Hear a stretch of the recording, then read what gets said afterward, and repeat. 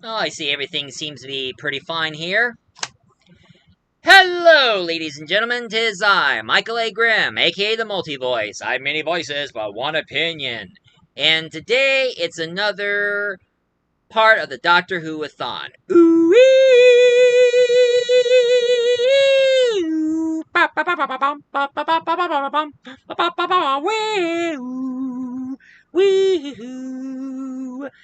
And right now, this is something I've been wanting to get, and I finally got it. I listened to it with great interest, but a lot of people always kept saying that this character should be part of the Doctor Who universe, maybe from a parallel universe or something like that. And what I have here that I got, which is actually an audiobook based on a novel, which it is called. Well, I mean, before I get to that, one thing I would like to say to you guys is this.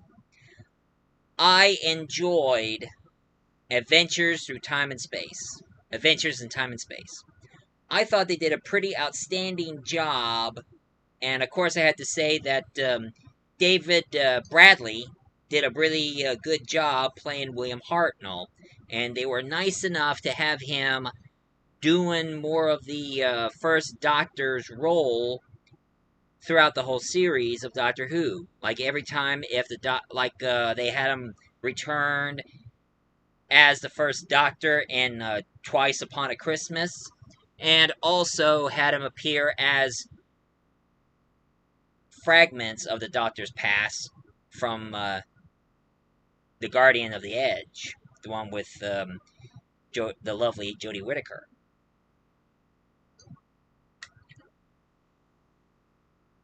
But it got me thinking.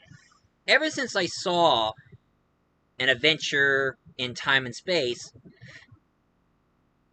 I come across something that a lot of people do say, that Doctor Who was nothing but a ripoff of a certain Victoria book.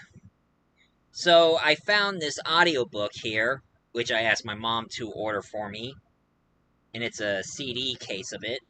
And the audiobook is Dr. Omega and the Fantastic Adventure in Mars. Now, this is an audiobook, but of course it wasn't as boring as other audiobooks where you're just going to hear one person reading the whole story with no sound effects or even music except in the beginning and the end. That's it. No sounds here and there, no music in the background. This one, they put some music in the background and some sound effects.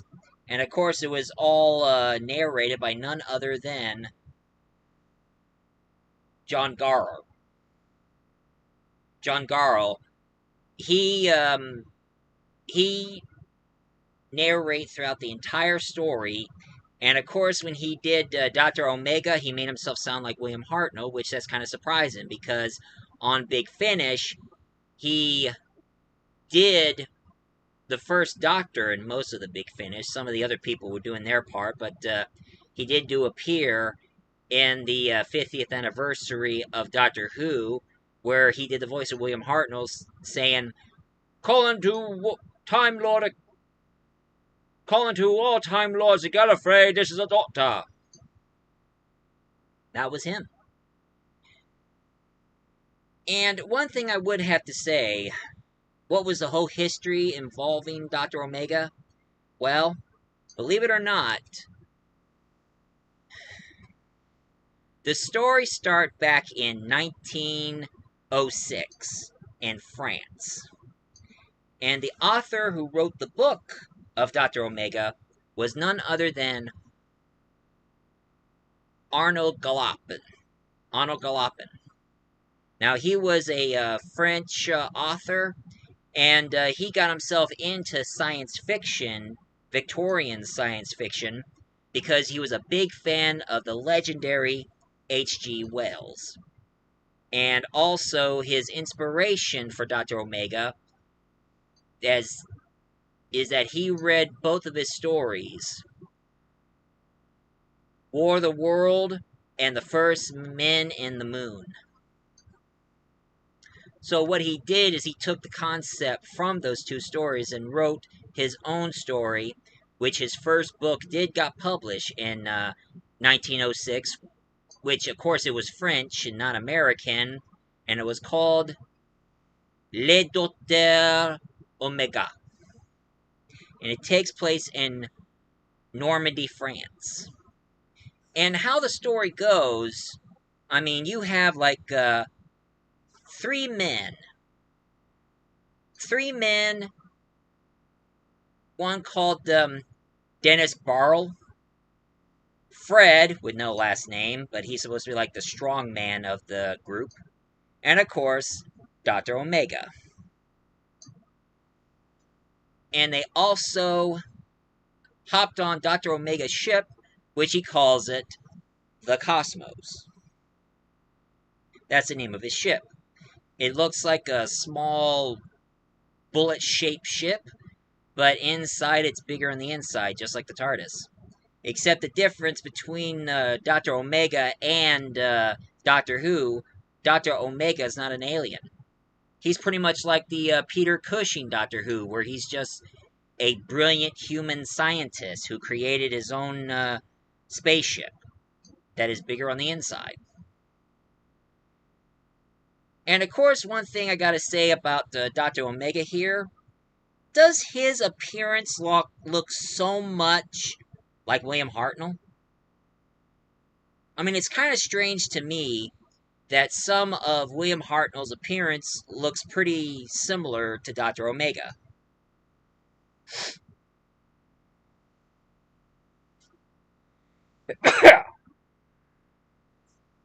Now, how the whole story goes, it turns out that Dr. Omega, who convinced Dennis and Fred into his ship called the Cosmos, and he went up into space, and therefore he meets the Martians, and not the Ice Warriors from Doctor Who, because this is way different than Doctor Who.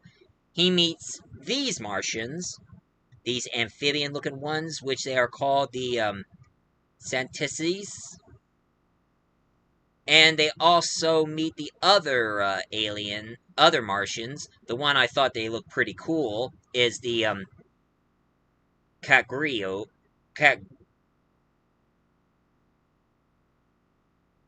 Catgore, Catgory.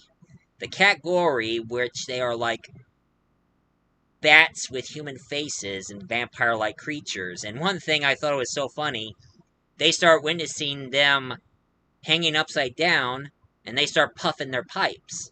And Fred is want to know what kind of tobacco these guys are smoking. Okay, if there was a movie about that, I know Fred's going to be sniffing the smoke from their pipes and going like, wow, I like to know whatever they're smoking. I want some.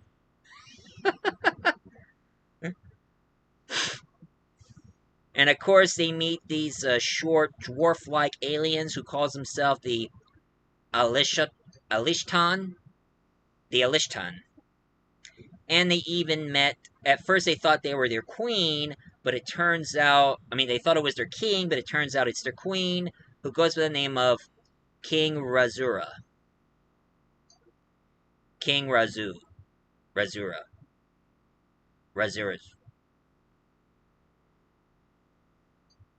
And at first, things were a little sketchy between them and the Martians, but Omega made a deal with the Queen, and now things are going pretty good. And all of a sudden, they contacted the Earth people, and they sent a ship over to pick them up and take them back home. And some of the Martians journeyed along with them, and now creating some sort of peace treaty between the Martians and the humans. Which I have to say, this was an outstanding story itself. I mean, it's pretty new, it's pretty different. I was amazed by the story itself. So if any of you want to get some Dr. Omega, I would recommend, if you guys have Audible, you can easily download this audiobook and listen to it, or do what I do, buy a CD case audiobook of it, or just get yourself a book.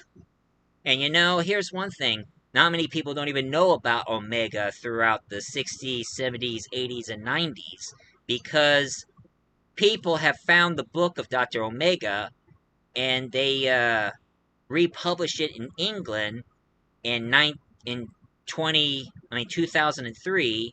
So now they re-release Omega books in English.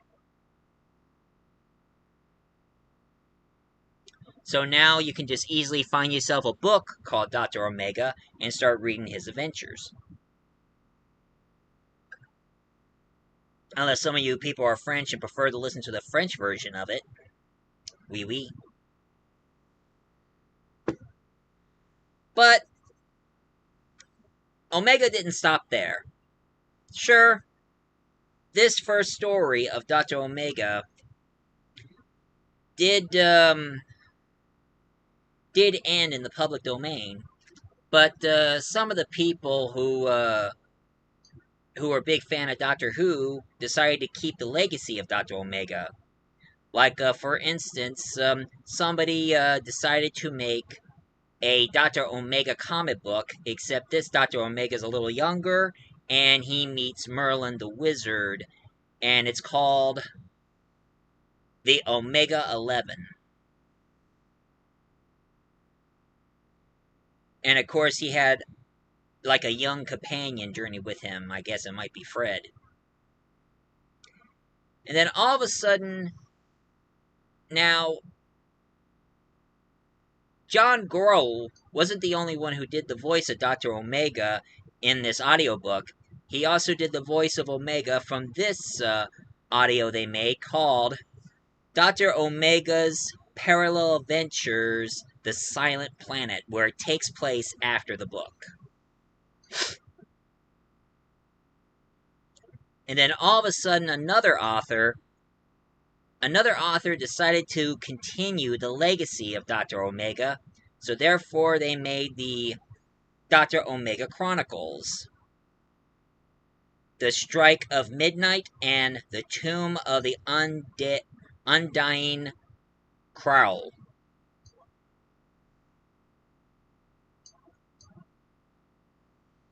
I guess that's what they're doing so far with Dr. Omega. But of course, thank goodness that Dr. Omega was is in the public domain now, so I could use the character. And that's why I'm having Dr. Omega not only appear in in that one Doctor Who special that I'm still working on, but right now it's on hold because I'm still working on Madman,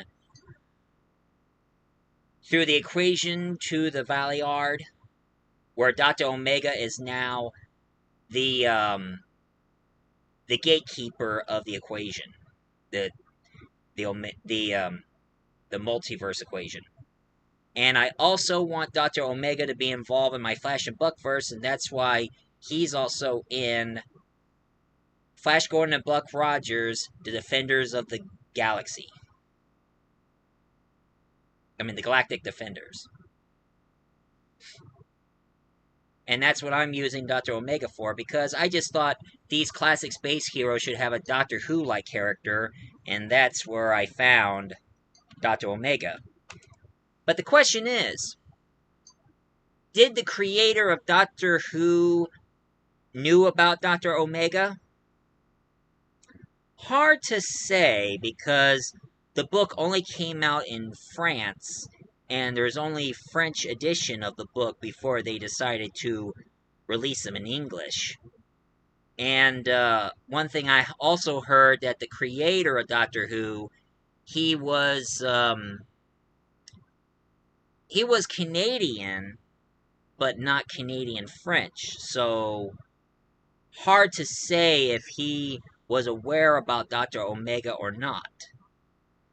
But for those of you, I mean, is Dr. Omega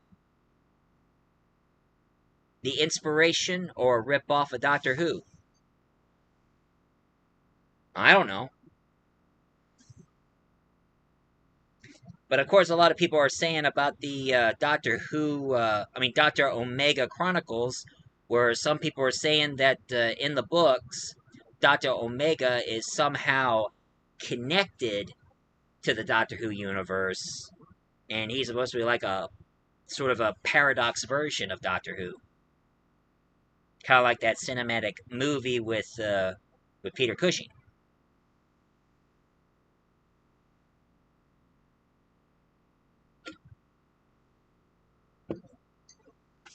Anyway, sorry this review is short, but this is all the information I got for Dr. Omega. I just want the world to know about Dr. Omega in the first place. So, this is my review for the day. And for those of you who likes my review, please leave a comment down below, hit like and subscribe for more. And next week there's going to be another planetary review. And then I decided to put that planetary review on hold on next month because October is coming. And you know what that means.